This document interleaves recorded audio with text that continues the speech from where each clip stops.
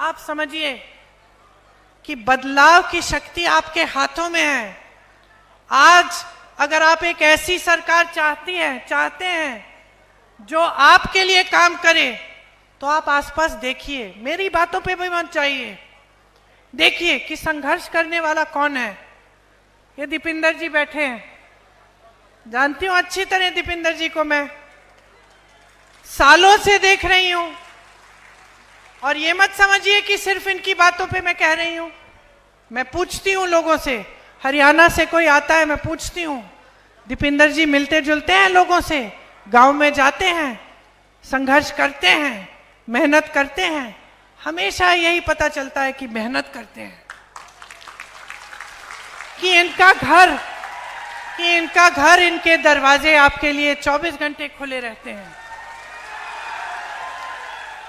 देखिए, जब हम नेता को चुनते हैं ना, जब हम नेता को चुनते हैं तो जो 2-4 चीजें मन में रखनी चाहिए कि इसने अपने जीवन में क्या क्या किया है, क्या जनता की सेवा की है, संघर्ष किया है, इसकी क्या कहानी है।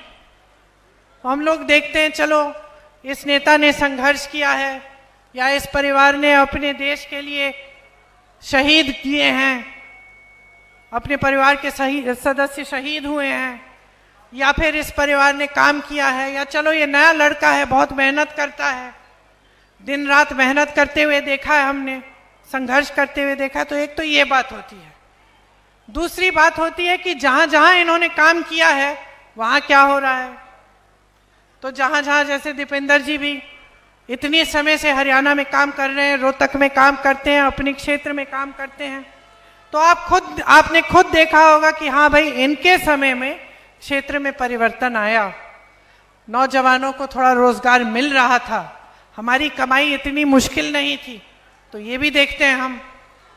और फिर हम नेता की नीयत देखते हैं कि नेता जो हमें बता रहा है, जो कह रहा है, उसमें सच्चाई है कि नहीं है। बीच में हमारी नेता, हमारी बड़ी बहन, जिन्होंने हर संघर्ष में आपका साथ दिया।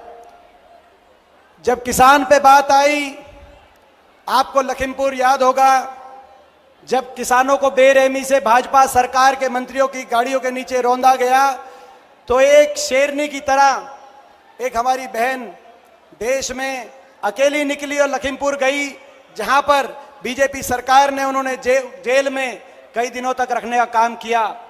जब हमारी बेटियों पे बात आई, जंतर मंतर में और दिल्ली की सड़कों पे हमारी बेटियों को घसीटा जा रहा था, तो देश में सबसे पहले कदम बढ़ाकर हमारी बेटियों के सम्मान में, हमारे खिलाड़ियों के सम्मान में अगर कोई पहुंचा, तो हमारी ये शेरनी, हमारी ये बहन प्रियंका गांधी पहुंची।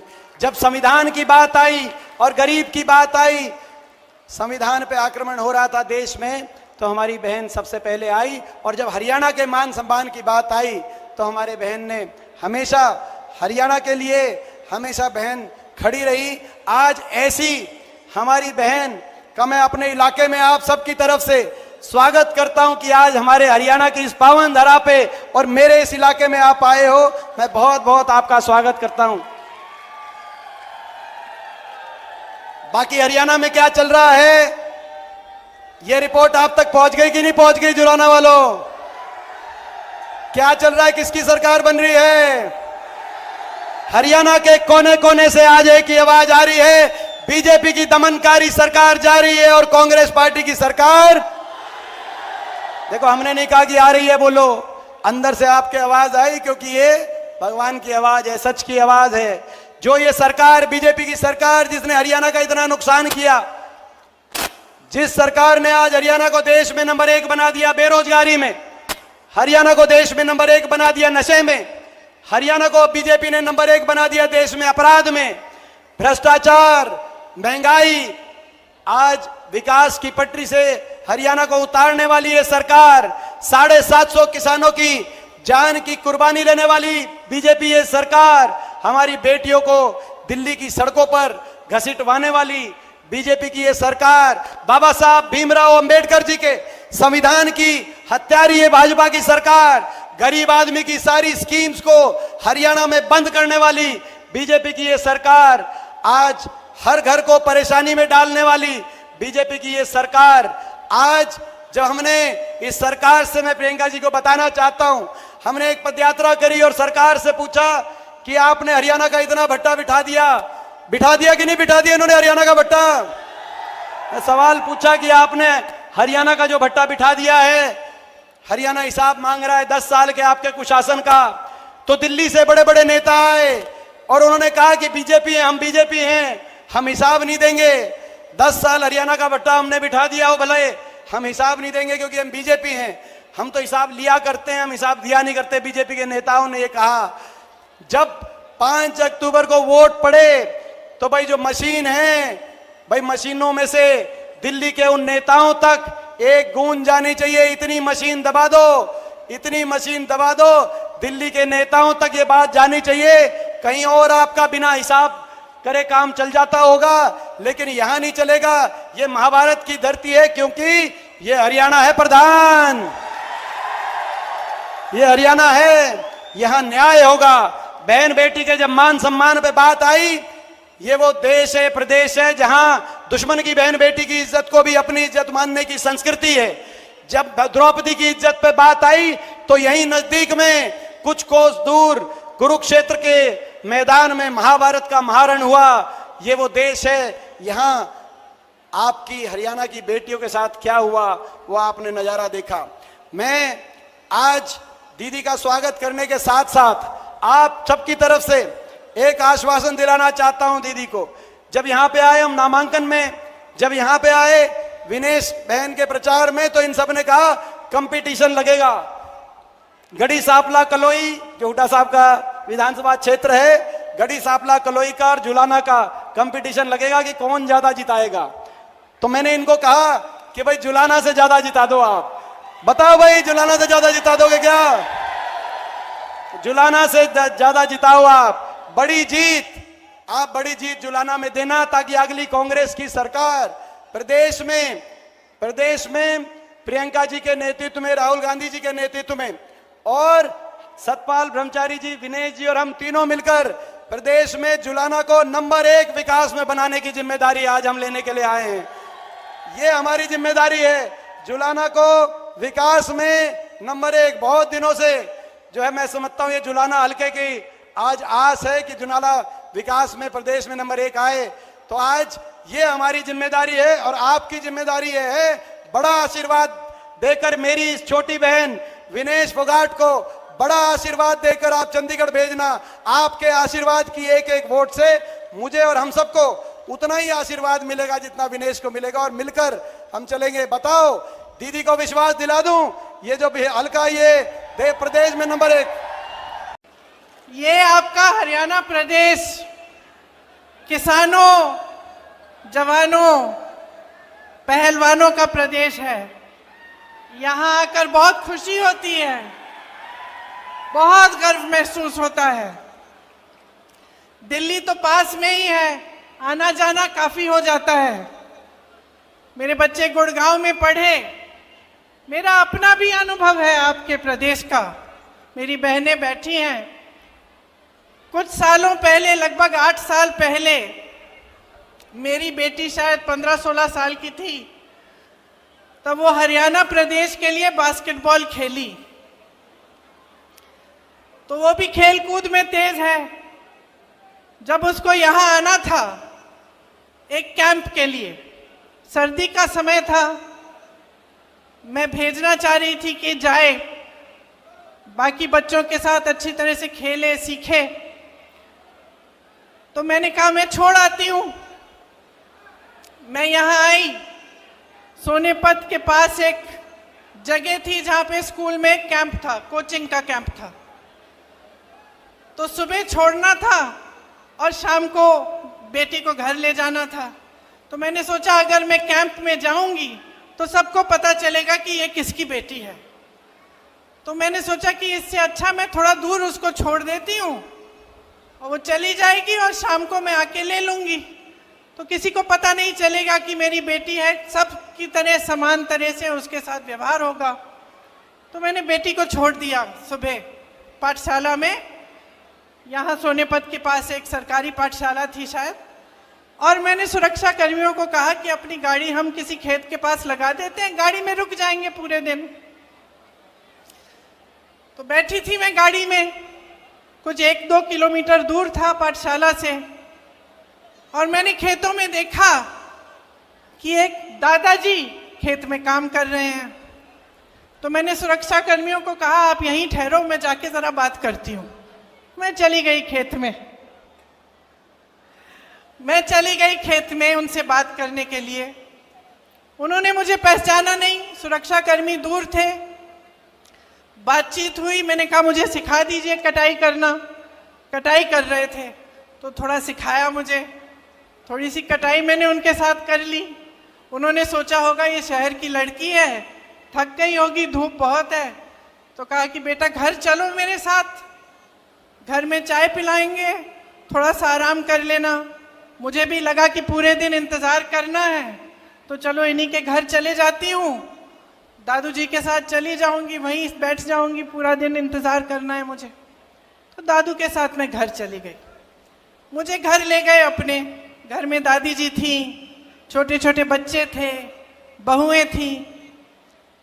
मुझे खाना खिलाया, पराठे बनाए, चाय पिलाई, सारी बातें बताई कि कौन कहाँ पढ़ता है, कौन किसकी नौकरी कहाँ है, सारी चीज़ें मुझे एकदम अपना लिया।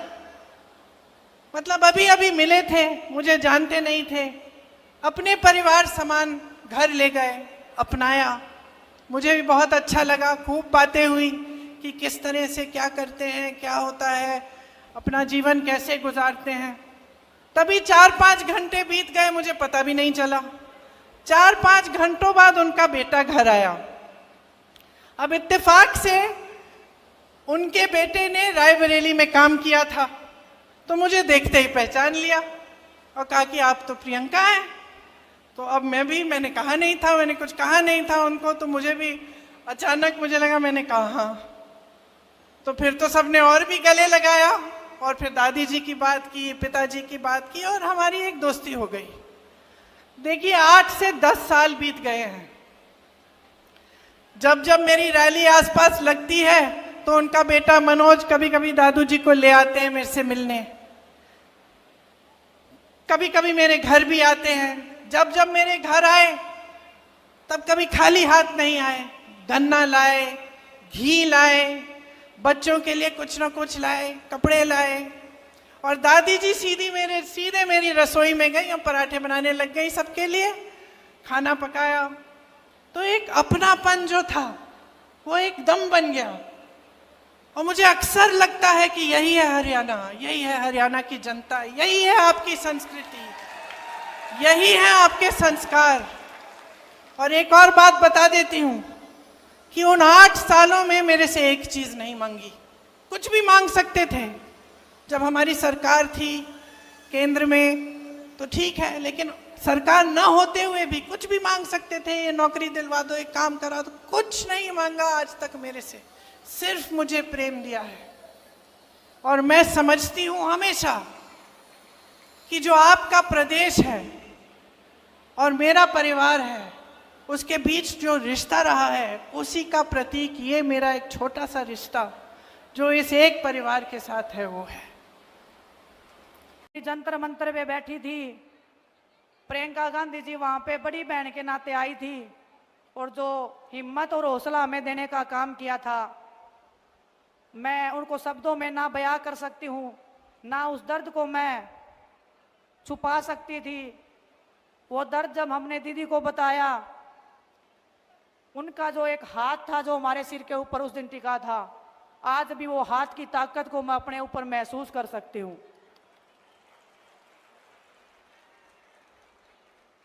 बचपन से लेकर अभी तक जो संघर्ष मैंने स्टार्ट किया था, आज भी उस संघर्ष में मैं चल रही हूँ। और इस संघर्ष में पूरा देश मेरे साथ में कंधे से कंधा मिलाकर खड़ा रहा है। आप